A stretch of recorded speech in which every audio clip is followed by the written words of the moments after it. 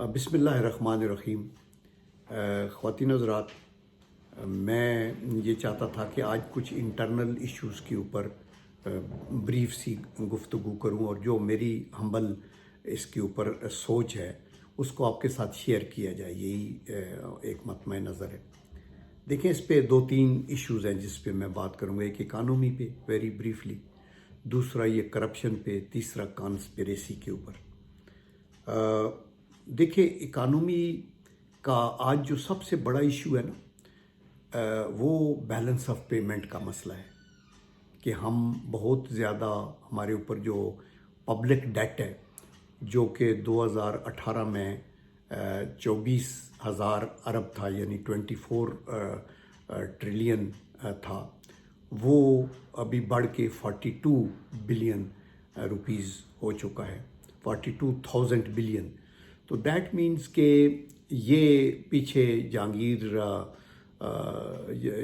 ترین صاحب نے، شوکت ترین صاحب نے یہ ایکسیپٹ بھی کیا تھا ٹی وی پہ کہ پچھلے جو تقریباً 70 سالوں میں قرضہ لیا گیا اس کا 76% قرضہ پچھلی حکومت نے اپنے ٹائم پہ لیا۔ تو بڑا ایشو جو آف بیلنس ہمیں کر رہے ہیں، اس لیے کہ جب ہم نے یہ قرضے ادا کرنے ہیں تو ہم نے ان کے اوپر سود ادا کرنا ہے، اور ابھی تو سود ہی اتنا زیادہ ہو گیا ہے جو ہمارے ڈیفنس کے اور ڈیولپمنٹ کے خرچے سے بھی زیادہ ہے۔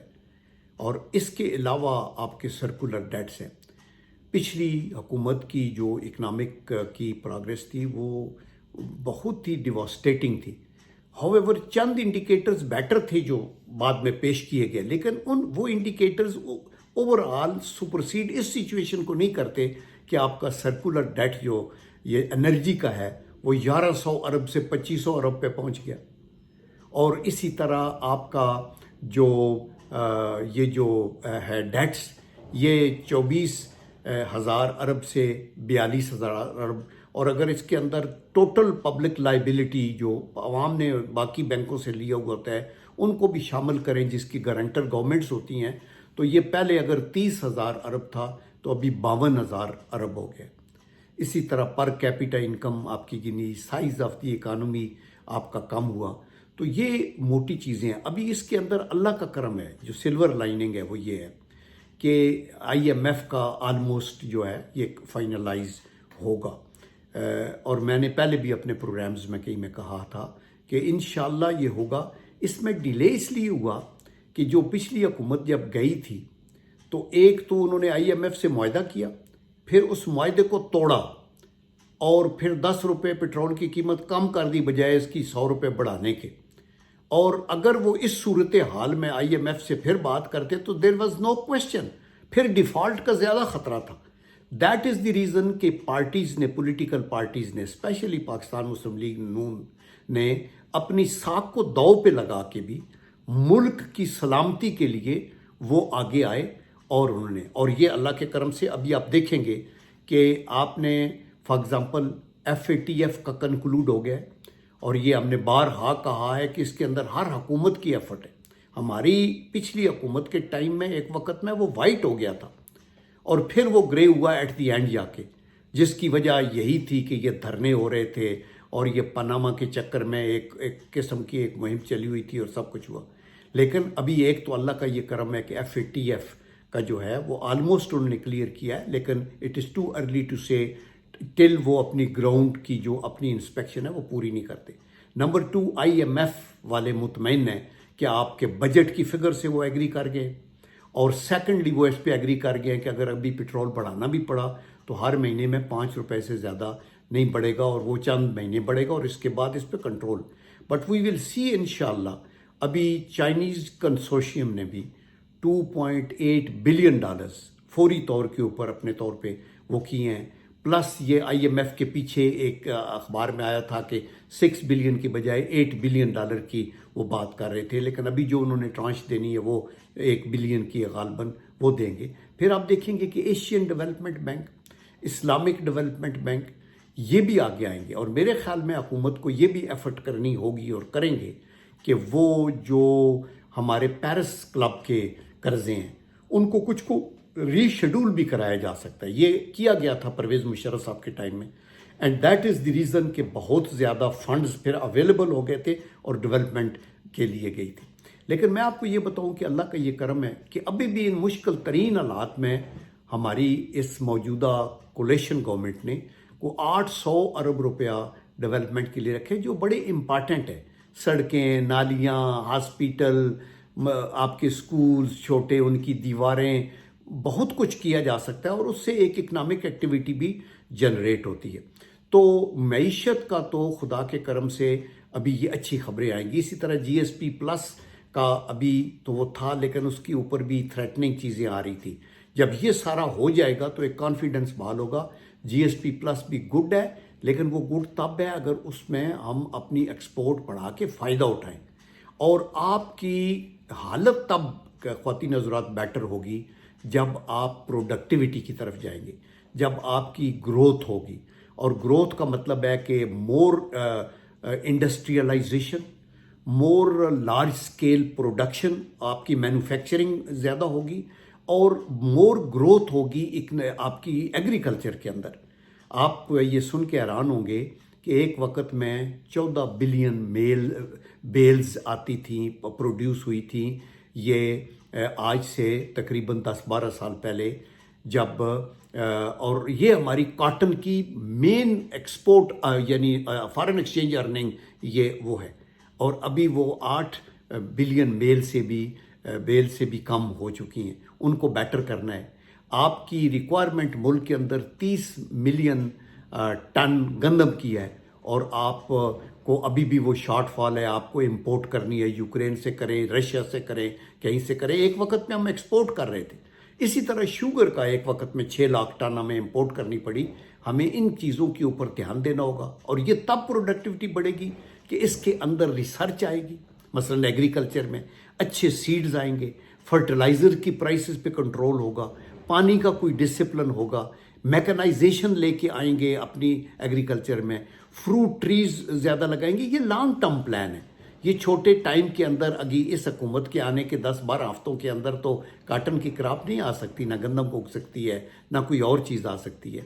تو دیٹ از دی ریزن کہ میں یہ کہتا ہوں کہ over a period of time انشاءاللہ اس سال کے اندر ہی before the election situation stabilise ہو جائے گی اور بہتری کی طرف جائے گی. یہ اس حکومت کے لیے بھی چیلنج ہے اور ہماری یہ بھی کوشش ہے کہ جو ہمارے مثلا اسحاق ڈار صاحب ہیں جنہوں نے اس حکومت پچھلی جو ہماری حکومت تھی 5 بجٹ پیش کیے تھے اور وہ اگلے دن میرے سے ٹیلی فون پہ بات کر رہے تھے اور وہ فخر سے کہہ رہے تھے کہ ان 5 سالوں میں جو ان کی ہماری حکومت تھی 3.2 ٹریلین یعنی 3200 ارب جو ہے وہ 3.2 ٹریلین روپیز کا ڈیولپمنٹ ہوئی. اور خدا کا یہ کرم ہے کہ ایک بھی اس میں ایمبیزلمنٹ کا کیس نہیں ہوا. اور اسی طرح 2.9 ٹریلین روپیز خرچ ہوئے سی پیک کے اوپر اور وہ بھی ہے. ابھی اکانومی کو اگر ہم نے بوسٹ کرنا ہے تو ہمیں سی پیک کے یہ جو اسپیشل اکنامک زونز ہیں اس کو آگے کرنا ہوگا. ان ایڈیشن ٹو دیٹ ہمیں ML2 کے اوپر کام کرنا ہوگا اور پلس آپ کا جو روڈ نیٹ ورک ہے اور بندرگاہ پہ کنسنٹریٹ کرنا ہوگا گوادر کہ وہاں پانی، بجلی ہو اور اس کی برتھیں لگے. دوسرا تھا مسئلہ کنسپریسی والا. دیکھیں یہ ایک ڈیڈ ہارس ہے. آپ اس کو جتنے مرضی ڈنڈے مارے اس کا امپیکٹ کچھ نہیں ہے. پچھلی حکومت نے سب سے پہلے ایک کرپشن کا وہ اٹھایا تھا. وہ ایک بیانیہ پٹ گیا چونکہ سپریم کورٹ اور ہائی کورٹ نے کہا کہ کوئی کیس بھی ہمارے پاس کرپشن کا نہیں ہے، ثبوت نہیں مل رہا. تو دیٹ از رائٹ. ابھی پھر یہ کانسپریسی کا آیا. ابھی آج ہی میں اسد عمر صاحب کو سن رہا تھا ٹی وی پہ. وہ یہ کہہ رہے تھے کہ میں خود موجود تھا اور وہاں DGI نے جب نیشنل سیکیورٹی کمیٹی میں بریفنگ دی تو انہوں نے یہ کہا کہ کانسپریسی نہیں ہوئی ہے، کانسپریسی کا اس میں کوئی عمل دخل نہیں تھا. یہ خود آج اسد عمر صاحب ایڈمٹ کر رہے تھے کہ DGI. اور دوسرا وہ جوڈیشل اس کا کہتے ہیں نا کہ ایک بہت بڑا ایک فورم بنے، جوڈیشل انکوائری ہونی چاہیے. دیکھو یہ جسٹسز کا کام نہیں ہے کہ یہ جو فیلڈ ہے نا کانسپریسی کا یہ انٹرنل نہیں ہے، یہ ریجنل ہے، یہ بین الاقوامی ہے اور الزام بھی یہی لگ رہا ہے کہ بین الاقوامی ہے. اس کے اوپر ہماری جوڈیشری کا کوئی نہیں ہے.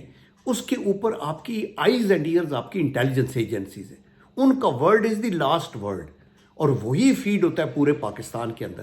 تو دیٹ از دی ریزن کہ جوڈیشل کمیشن جو ہے اس کی کوئی وجہ وہ نہیں ہے. وہ تو ان حالات کو دیکھنا ہے کہ یہ ٹیلی گرام آئی ہے یا خط آیا ہے بائیڈن کا، وہ سب کو ظاہر ہے کہ یہ ٹیلی گرام ہے، اور یہ سائفر ٹیلی گرامز آتی ہیں پوری دنیا سے آتی رہتی ہیں، اور ان کو لوگ پڑھتے ہیں، رکھ دیتے ہیں، ہم بھی بھیجتے رہتے ہیں. یہ وہ خط نہیں تھا جو لہرا رہے تھے کہ وہ ادھر سے خط شاید امریکہ سے آ گیا ہے، اور وہ اتنے بے وقوف ہیں کہ کنسپریسی کرنے کے لیے ایک خط بھیج رہے ہیں اور وارننگ دے رہے ہیں کہ ہم آپ کی رجیم چینج کرنے والے ہیں. یہ ایسا نہیں تھا. تو آئی تھنک کہ اس کے اوپر جب D G H P R بار بار کہہ رہا ہے، جب تینوں چاروں سروس چیف بیٹھے ہیں وہ بھی یہی کہہ رہے ہیں، جب آئی ایس آئی کے لوگ، انٹیلیجنس کے لوگ کہہ رہے ہیں کہ یہ نہیں ہے، تو میرے خیال میں ابھی عمران خان صاحب کو کنسنٹریٹ کرنا چاہیے اپنی کارکردگی. پچھلی تو وہ نہیں بتا سکتے، وہ جو گنے چنے چند پوائنٹ بتاتے ہیں وہ ضرور بتائیں. آگے اپنی مینیفیسٹو کو ٹھیک کریں اور یہ بتائیں کہ 50 لاکھ جو گھر ہیں اور 1 کروڑ نوکریاں نہیں ملیں، اور اگر بلین ٹریز نہیں بنے تو کیوں نہیں بنے، ٹیم میں کیا پرابلم تھا، لوگوں نے کنہوں نے بغاوت کی، آئندہ وہ کیا کریں گے، مینیفیسٹو کیا ہوگا اور کس طرح چلے گا. اور آخری پوائنٹ جو احسن اقبال صاحب نے بھی کہا کہ کرپشن جو ہے وہ پوری دنیا کے اندر ہے. انہوں نے بڑا صحیح کہا کہ کرپشن ایک ملک کا پرابلم ہی ہے، گلوبل ایشو ہے. آپ کو پتہ ہے کہ بڑے بڑے کرپشن ہوتی ہے ایون یورپ کے اندر اور دوسری کنٹریز، کچھ میں زیادہ ہے کچھ میں کم ہے. یہ ایک کینسر ہے جس کی پرزور مذمت بھی کرنی چاہیے، اور ہر حکومت کو کوشش کرنی چاہیے کہ کرپشن سے جان چھوٹے. لیکن ملک جو ترقی ہے وہ اس سے نہیں کرے گا کہ کرپشن کو جو ہے آپ نے کنٹرول، جو کرپشن جو ہے اس کی وجہ سے ملک ترقی نہیں کرے گا. وہ ایک فیکٹر ضرور ہو سکتا ہے، لیکن مین فیکٹر گورننس کا ہے، مین فیکٹر آپ کی کیپیسٹی کا ہے، مین فیکٹر آپ کی پولیٹیکل ول کا ہے، مین فیکٹر آپ کی جوڈیشل سسٹم اور آپ کا احتساب کا نظام ہے. تاکہ جس کا ڈٹرنس ہو تو جو لوگ کرپشن کریں، جیسے چائنا میں سب سے اونچے کھمبے پہ لٹکاتے ہیں ایون منسٹر کو، تو یہاں بھی ایسا ہی ہونا چاہیے تو کرپشن کم ہوگی. سو گورننس ٹھیک ہوگی تو کرپشن کم ہوگی. سو ایشو جو احسن اقبال صاحب کہہ رہے تھے وہ یہی تھے کہ corruption is not issue actually آپ کا کنٹینیوٹی آف پالیسی ملک کے اندر، ڈائنامک لیڈرشپ ہے، اور ملک کو چلانے کے لیے انٹرنل سٹیبلٹی ہے، اور ڈپلومیٹک ایک ڈائنامک ڈپلومیٹک پالیسی ہو تاکہ ملکوں کے ساتھ آپ کی ٹریڈ بڑھ سکے اور ان کے ساتھ تعلقات بڑھیں، اور ملک کے اندر جو ہے جابز کی کریشن، ایجوکیشن، ہیلتھ، یہ سب گورننس سے ریلیٹڈ چیزیں ہیں. تو کرپشن کا یہ ہے. آپ دیکھیں کہ اگر 2.9 ٹریلین روپیز سی پیک پہ پچھلی حکومت نے خرچ کیے ہیں، تو اللہ کا یہ کرم ہے کہ 1 روپے کا بھی ایمبیزلمنٹ کا کیس نہیں ہے کہیں بھی. اور اسی طرح میں نے کہا کہ ڈیولپمنٹ پہ اگر 3.2 ٹریلین روپیز 5 سالوں میں خرچ کیے گئے ہیں تو اس میں بھی کوئی ایمبیزلمنٹ کا، کسی منسٹر کی انوالومنٹ کا کسی طرح سے بھی وہ نہیں ہے. اور آپ یہ دیکھیں کہ کرپشن کا جو انڈیکس ہے وہ نواز شریف صاحب کی حکومت میں پیچھے نیچے ہوا، امپروو ہوا، اور انپریسیڈنٹڈ انکریز کرپشن ہوئی پچھلی حکومت کے دور میں. یہ تو روزے روشن کی طرح ریکارڈڈ چیز ہے نا، اس کو دیکھا جائے اور یہ دیکھا جائے کہ تو ابھی جو اگر ہم نے آگے چلنا ہے تو یہ جو دھمکیاں ہیں کہ آپ وہ کریں گے، آ جائیں گے، اس کے بعد لاک ہو جائے گا، پاکستان لاک ہو جائے گا، ہم بیٹھیں گے، ہم اس وقت تک جب حکومت نہیں جائے گی، جب الیکشن اناؤنس نہیں کرے گی، اس طرح کا کوئی بھی ایسی حکومت جو کہ پولیٹیکل لوگوں پہ مشتمل ایسے پہ ہو جن کی اپنی پارٹیاں ہیں اور کل جنہوں نے جا کے ووٹ لینا ہے، وہ بلیک میل تو ایسے نہیں ہوں گے کہ آپ کے ڈر سے کہیں گے کہ ہم تو جی کل ہی آپ نے چونکہ حکم کر دیا ہے تو ہم الیکشن کریں گے. الیکشن اپروپریٹ ٹائم پہ ہوں گے، ان کے پاس 1 سال ہے اس کے بعد، اور یہ کانسٹیٹیوشنل حکومت ہے، یہ کوئی ایسی حکومت بھی نہیں ہے، تو ان کا یہ رائٹ ہے کہ یہ کریں. آپ اپنی جو کام ہے کرنے والا عمران خان صاحب کی کمیٹی، کہ وہ اگر آپ کا صدر بھی ہے، اگر آپ کی خیبر پختونخوا میں حکومت بھی ہے جس نے ریزائن نہیں کیا، اگر آپ پنجاب میں اپوزیشن میں بھی بیٹھے ہیں، اگر آپ کی بلوچستان وہ جو بلتستان میں بھی حکومت ہے، اگر آپ کی کشمیر میں بھی حکومت ہے اور وہ آپ چھوڑ کے نہیں جا رہے، تو یو شوڈ بی، اور سینٹ کے اندر بھی آپ کے لوگ بیٹھے ہیں، تو میرا خیال میں یہ بندہ عقل سے عاری بندہ ہوگا جو یہ کہے گا کہ ہم نیشنل اسمبلی میں نہیں بیٹھتے. وہاں لوگوں کا یہ ہدار ہے آپ کے اوپر. You have been elected to represent the people, اور وہاں بیٹھ کے آپ حکومت کو ٹف ٹائم دے سکتے ہیں, آپ اپنی کنٹریبیوشن کر سکتے ہیں ہر چیز کے اندر. ابھی اس لاجک میں کون کسی کو کیا سمجھائے گا؟ تو میرے خیال میں اس پہ کرنا چاہیے, اور ایک ملک کے اندر ورکنگ ریلیشن شپ پیدا کرنے چاہیے, ایک دوسرے کی عزت اور رسپیکٹ کرنے کا طریقہ ہونا چاہیے. کہ میں سرپرائز ہو گیا ہوں کہ جی یہ شہباز شریف صاحب کیسے بن گئے ہیں پرائم منسٹر. یہ آپ کا ایک وہ کہتا تھا نا کہ تمہیں نے چشم پوشی کی جہاں کی پیش بینی سے, جو ہونا تھا وہ دیواروں پہ لکھا ہم نے دیکھا تھا. پیپل جو وائز پیپل تھے دے کوڈ سی کہ دیٹ جو گورنمنٹ کین ناٹ سسٹین, یہ آج گئی یا کل گئی. آپ یہ کہہ رہے تھے کہ دیر از نو کوشچن, اگلا بھی ٹرنور ہمارا ہے. تو یہ ان حالات کے اندر آپ اگر سرپرائز ہوئے ہیں تو سول سرچنگ کریں نا, دوسروں کو بلیم نہ کریں. آپ یہ نہ کہیں کہ یہ مجھے پرائم منسٹر منظور نہیں ہے, یہ الیکٹڈ پرائم منسٹر ہے by all parties unanimously accept دی تحریک انصاف. تحریک انصاف کے بھی کچھ لوگ جو ہیں وہ اس سسٹم کو سپورٹ کر رہے ہیں, وہ اپوزیشن میں اسمبلیوں کے اندر بیٹھے ہوئے ہیں. تو میرے خیال میں آگے چلنے کے لیے بلیم گیم سے ہٹ کے آبجیکٹو کرٹیسزم ہو, گالی گلوچ کا یہ سسٹم ختم ہونا چاہیے. اور اسی طرح آگے آپ آرمی کو کنٹروورشل نہ بنائیں. یہ آپ تھاپڑا مت مارے ریٹائرڈ لوگوں کو. ہم سب ریٹائرڈ لوگ ہیں, ہم سب وار ویٹرن بھی ہیں, لیکن میں آپ کو یہ بھی بتاؤں کہ ریٹائرڈ لوگوں کی لمبی لسٹ کے اندر یہ تو جو تنظیمیں ہیں تو ویلفیئر کے لیے بہتری ہوتی ہیں کہ کہیں آپ کو لوگوں کی ویلفیئر کا کرنا ہو. یہ کوئی اس لحاظ سے وہ نہیں ہوتا کہ وہ کوئی پولیٹیکل پارٹی کے لیول پہ نیچے آ جائیں گے. اور ہمارے لیے سب کے لیے ملک برابر ہوتا ہے جو پارٹیوں میں شامل نہیں ہوئے. جن کو شوق ہے پالیٹکس کا یا جو سمجھتے ہیں کہ وہ کنٹریبیوٹ کر سکتے ہیں, بسم اللہ, آئین آپ کو اجازت دیتا ہے. میں آپ کا خاکسار خادم ایک پارٹی کے فورم کے اوپر ہے, اور یہ بھی ساری پارٹیاں میں سمجھتا ہوں اچھی ہیں. It is what you bring along with you in terms of honesty, dedication, professionalism, بجائے اس کے کہ آپ کسی گندے ماحول میں پلوٹ ہو جائیں. آپ کو وہاں اپنی فریگرنس سے لوگوں کو بہتر کرنا چاہیے. تو میرے خیال میں انڈیویجولی لوگ ضرور آئیں آرم فورسز کے. ہمارے بھائی ہیں, بہت سے ہمارے کولیگ ہیں, ہم ان کو ہائیلی ریگارڈ کرتے ہیں, لیکن اس طریقے سے کہ ہم ایک تنظیم کا فوج سے ریلیشن شپ قائم کر کے باہر نکل آئیں, اور پھر اس کا جو ملبہ ہے وہ, اور وہاں آ کے آپ پارٹی کے لیڈر کے اوپر بات کریں کہ انہوں نے ہم سے وعدہ کیا ہوا تھا کہ یہ کریں گے وہ کریں گے, جو ان کا کانسٹیٹیوشنل رول بھی نہیں ہے. اور فوج بار بار کہہ رہی ہے کہ ہم پالیٹکس سے دور ہیں, ہم امپارشل ہیں, ہم نیوٹرل ہیں, ہم اپولیٹیکل ہیں, جو کہ آئین کی ریکوائرمنٹ ہے. اور باقی جو جہاں جب کسی حکومت کو ان کی ضرورت ہوتی ہے تو اس کے لیے کانسٹیٹیوشن کے اندر آرٹیکلز موجود ہیں. تو میرے خیال میں یہ بھی مس فائر کیا گیا ہے. اور آئندہ اور یہ جو ہمارے ریٹائرڈ لوگ ہوتے ہیں, ان میں سے جو ینگ لوگ ہیں وہ تو ریزروز ہیں فوج کے لیے, چونکہ کل اگر اللہ نہ کرے کہیں جنگی حالات پیدا ہو جائیں تو انہی میں سے بہت سے لوگوں نے جا کے جنگ لڑنی ہے.